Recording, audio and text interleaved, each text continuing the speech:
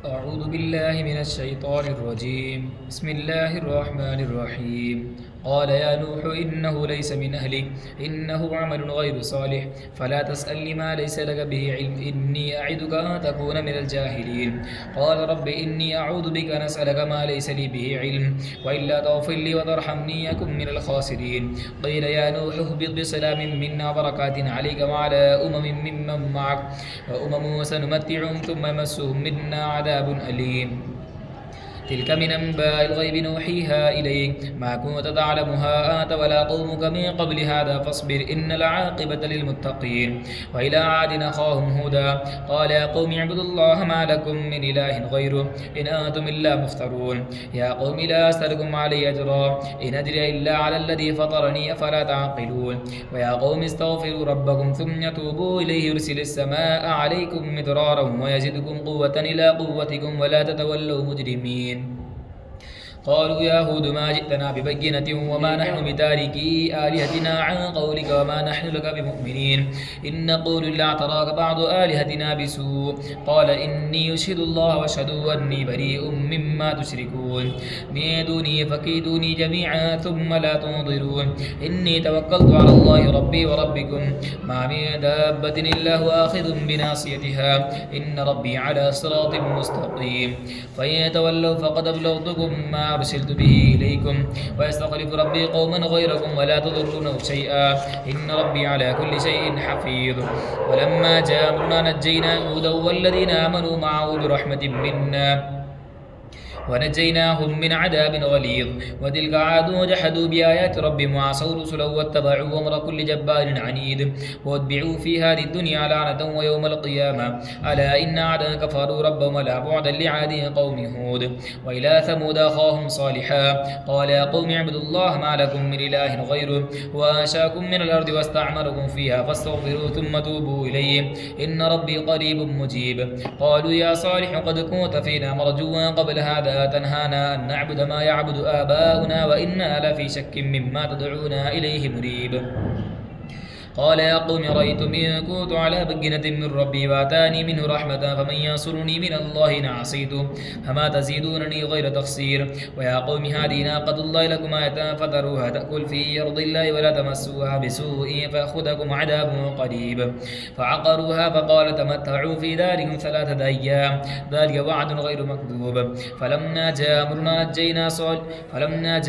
نجينا صالحا والذين آمنوا فلما جاء أمرنا نجينا صالحا والذين آمنوا معه برحمة منا ومن خزي يومئذ إن ربك هو القوي العزيز. وأخذ الذين ظلموا الصيحة فأصبحوا في ديارهم جاثمين كأن لم يغنوا فيها ألا بعدا لمدين كما بعد كأن لم يغنوا فيها ألا إن ثمود كفروا ربهم كأن لم يغنوا فيها ألا إن ثمود كفروا ربهم ألا بعدا لثمود. ولقد جاءت رسلنا إبراهيم بالبشرى قالوا سلاما قال سلام فما لبث أن جاء بعجل حنيذ. فلما رأى أيديهم لا تصل إليه نكروا ووجس منهم خيفة قالوا لا تخف إنا أرسلنا إلى قوم لوط وامرأته قائمة فضحكت فبشرناها بإسحاق ومن وراء إسحاق يعقوب. قالت يا ويلتى أألد وأنا عجوز وهذا بعلي شيخا إن هذا لشيء عجيب. قالوا وتعجبين من أمر الله رحمة الله وبركاته عليكم أهل البيت إنه حميد مجيد. فلما ذهب عن إبراهيم الروع وجاءته البشرى يجادلنا في قوم لوط إن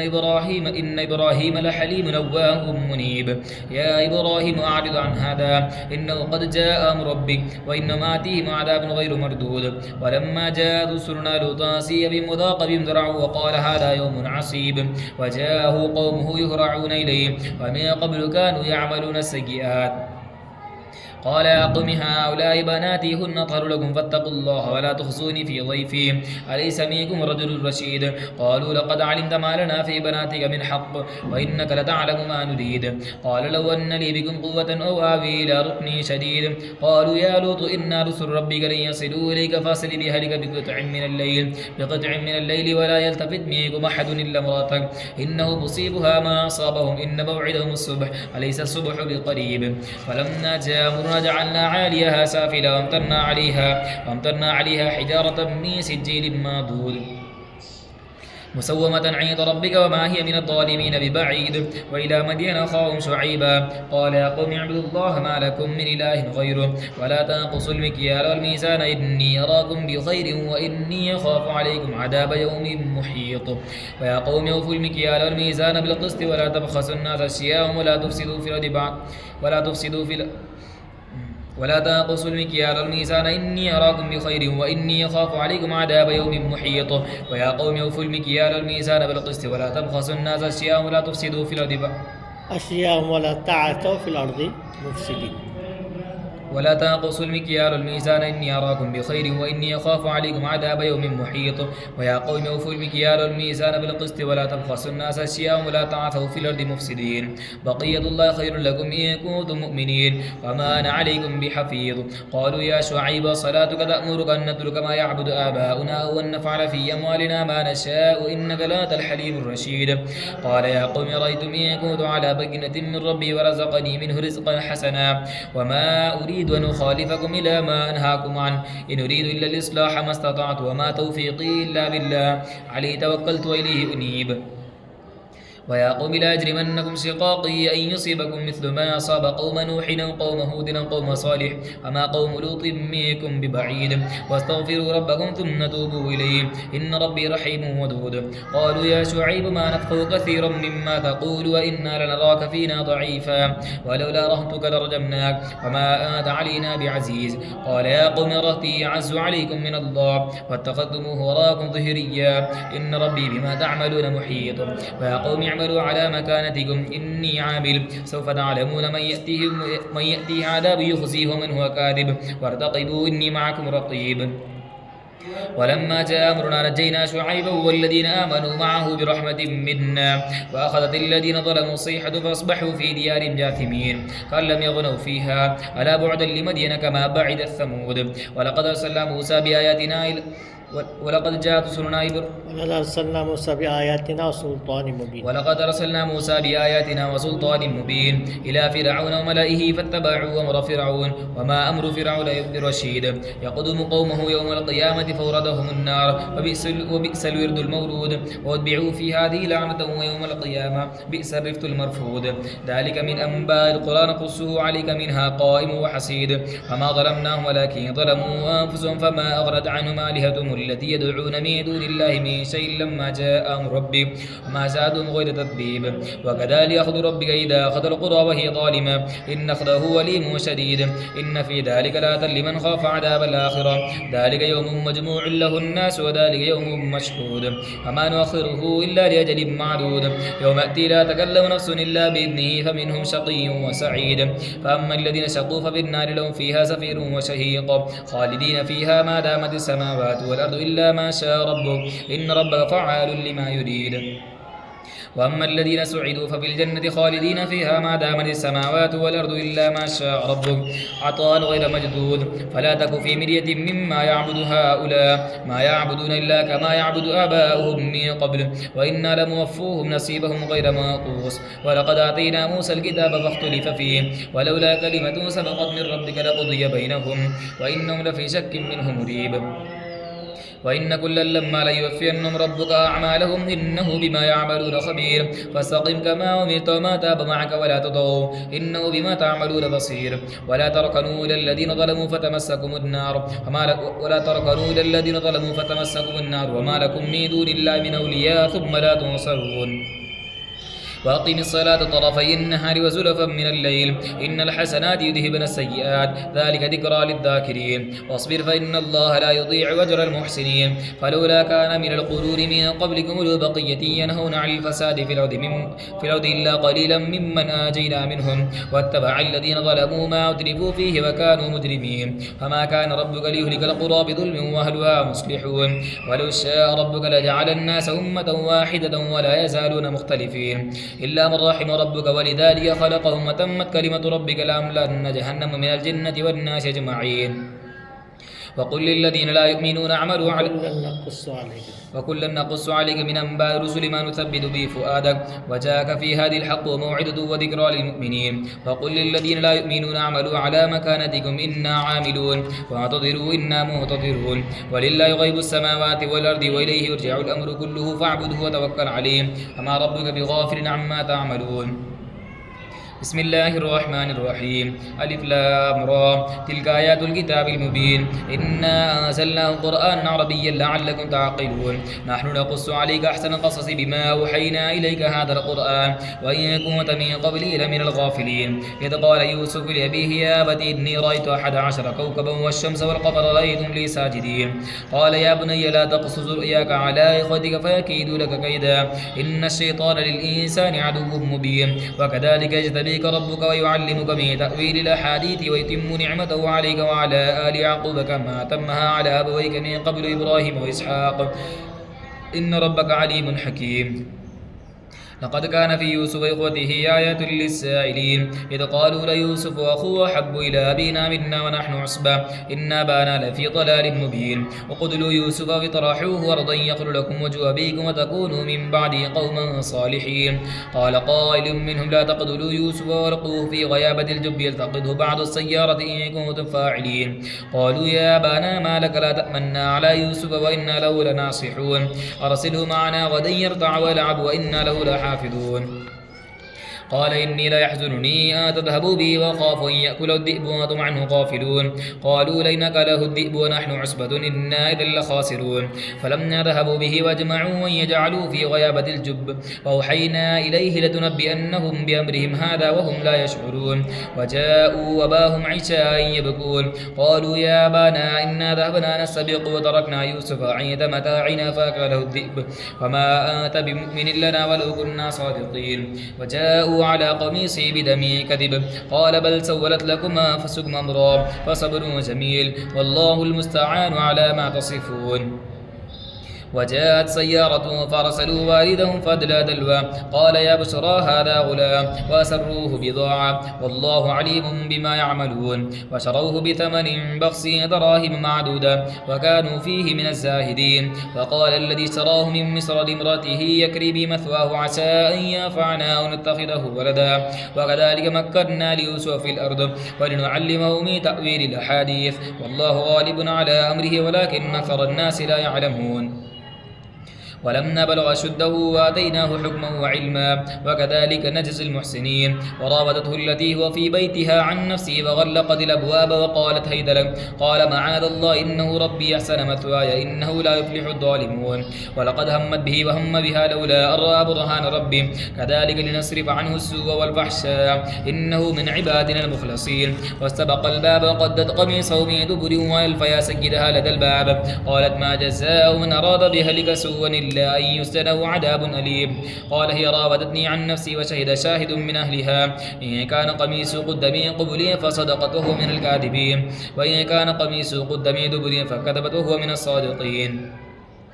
فلما رأى قميصه قد من دبر قال إنه من كيدكن إن كيدكن عظيم يوسف أعرض عن هذا واستغفري لذنبك إنك كنت من الخاطئين وقال نسوة في المدينة امرأة العزيز تراود فتاها عن نفسه قد شغفها حبا إنا لنراها في ضلال مبين فلما سمعت بمكرهن أرسلت إليهن وأعتدت لهن متكا وآتت كل واحدة منهن سكينا وقالت اخرج عليهن فلما رأينه وقرنه وقطعن أيديهن وقلن حاش لله ما هذا بشرا إن هذا إلا ملك كريم قالت فذلكن الذي لمتنني فيه ولقد راودته عن نفسي فاستعصم ولئن لم يفعل ما آمره ليسجنن وليكون من الصاغرين قال رب السجن أحب إلي مما يدعونني إليه وإلا تصرف عني كيدهن أصب إليهن وأكن من الجاهلين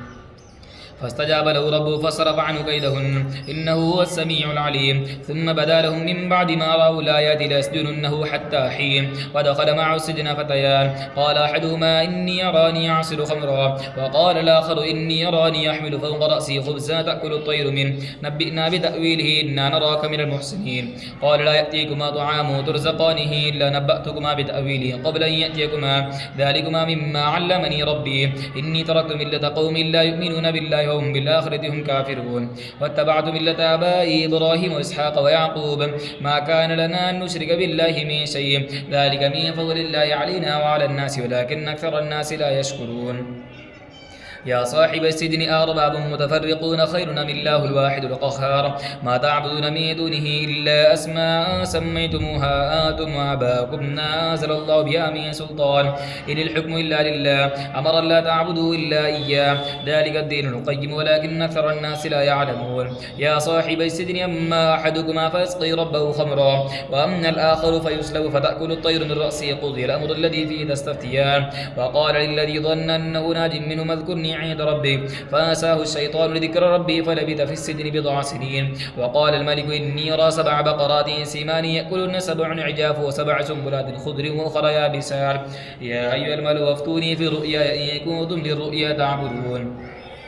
قالوا أضغاث أحلام فما نحن بتأويل الأحلام بعالمين وقال الذي نجا منهما وادكر بعد أمتنا ننبئكم بتأويله فارسلون يوسف أيها الصديق أفتنا في 7 بقرات سمان يأكلهن 7 عجاف و7 سنبلات خضر وأخرى يابسات لعلي أرجع إلى الناس لعلهم يعلمون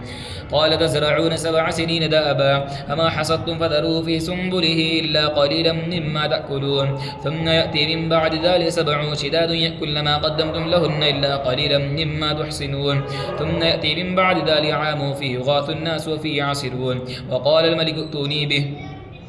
فلما جاءه الرسول قال ارجع إلى ربك فاسأله ما بال النسوة اللاتي قطعن أيديهن إن ربي بكيدهن عليم قال ما خطبكن إذ راوتن يوسف عن نفسه قل حاش لله ما علمنا عليه من سوء قالت امرأة العزيز الآن حصص الحق أنا راودته عن نفسي وإنه لمن الصادقين ذلك ليعلم أني لم أخنه بالغيب وأن الله لا يهدي كيد الخائنين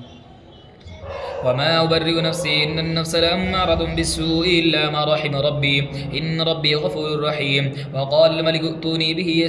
أستخلصه لنفسي فلما كلمه قال إنك اليوم لدينا مكين أمين قال اجعلني على خزائن الأرض إني حفيظ عليم وكذلك مكنا ليوسف في الأرض يتبوأ منها حيث يشاء نصيب برحمتنا من نشاء ولا نضيع أجر المحسنين والأجر الآخرة خير للذين آمنوا وكانوا يتقون وجاء إخوة يوسف فدخلوا عليه فعرفهم وهم له منكرون ولم يجهزهم بجهاز قال ائتوني بأخ لكم من أبيكم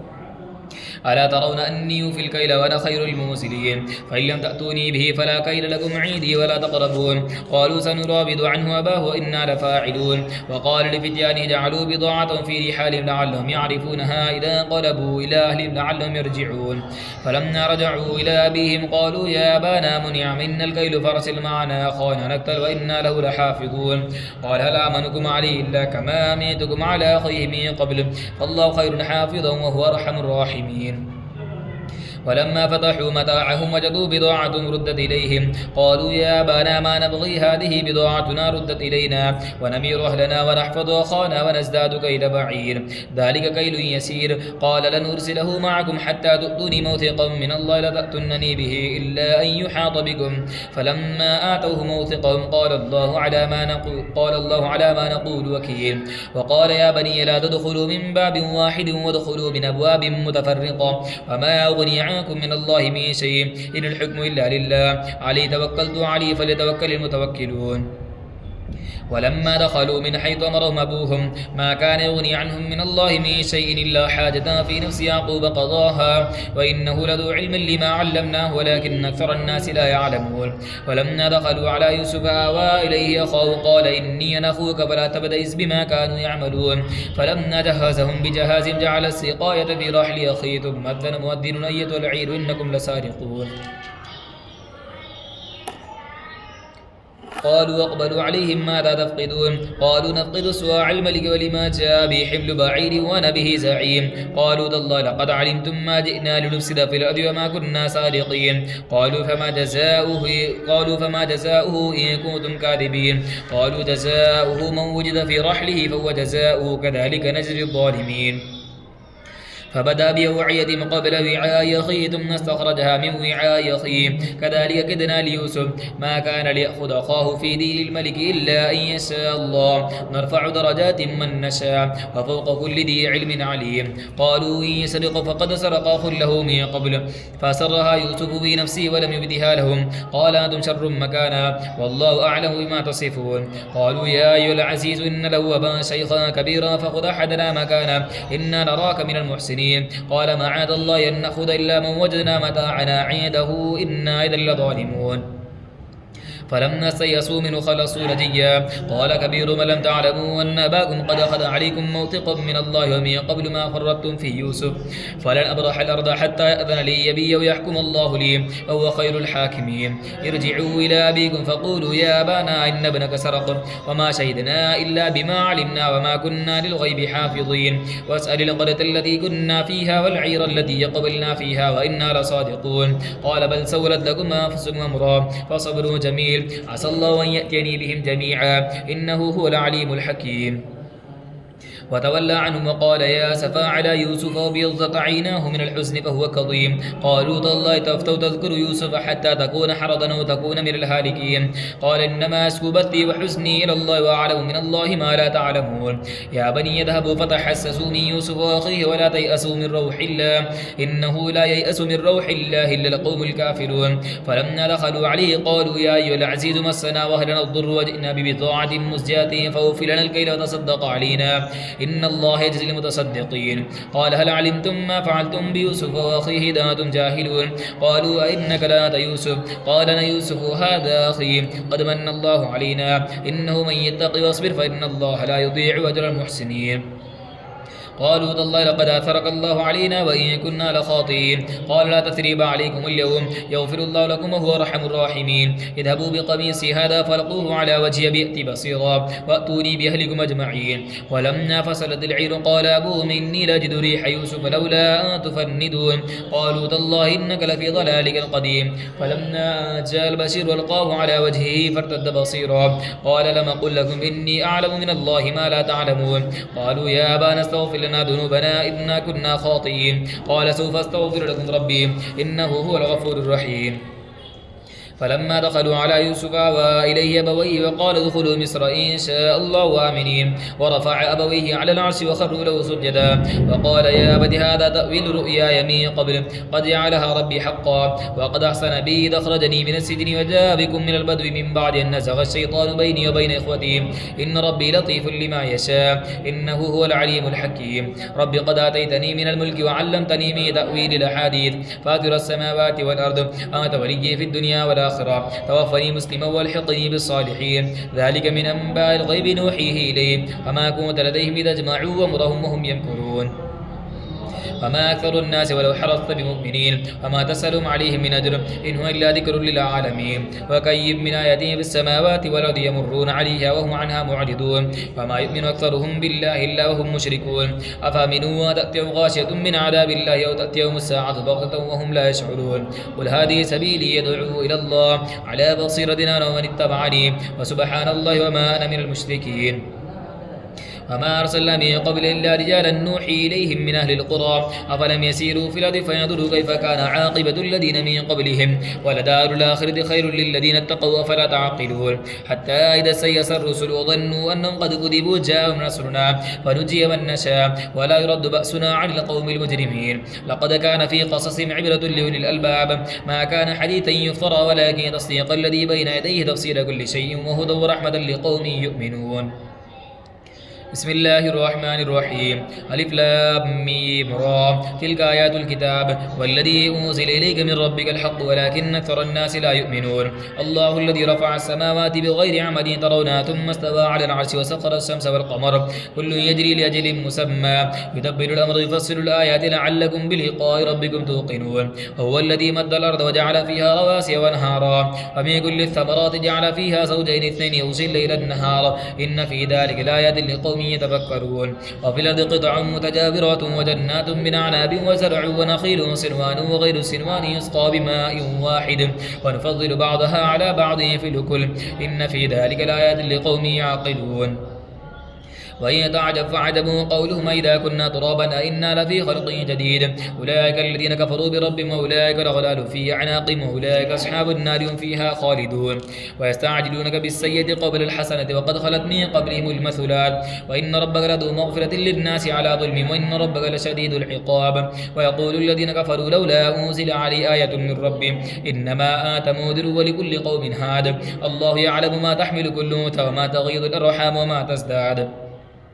وكل شيء عنده بمقدار عالم الغيب والشهادة الكبير المتعال سواء منكم من أسر القول وما جهر به ومن هو مستخف بالليل وسارب بالنهار له معقبات من بين يديه ومن خلفه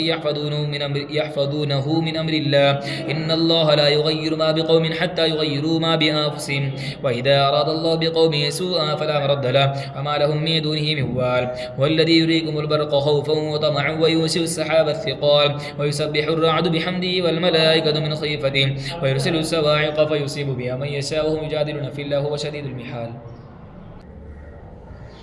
له دعوة الحق والذين يدعون من دونه لا يستجيبون لهم بشيء إلا كباسط كفيه إلى الماء ليبلغ فاه وما هو ببالغه وما دعاء الكافرين إلا في ضلال ولله يسجد ما في السماوات والأرض طوعا وكرها وظلال بالغدو والآصال قل من رب السماوات والأرض قل الله قل فاتخذتم من دونه أولياء لا يملكون لأنفسهم نفعا ولا ضرا قل هل يستوي الأعمى والبصير أم هل تستوي الظلمات والنور أم جعلوا لله شركاء خلقوا كخلقه فتشابه الخلق عليهم قل الله خالق كل شيء وهو الواحد القهار أنزل من السماء ماء فسالت أودية بقدرها فاحتمل السيل زبدا رابيا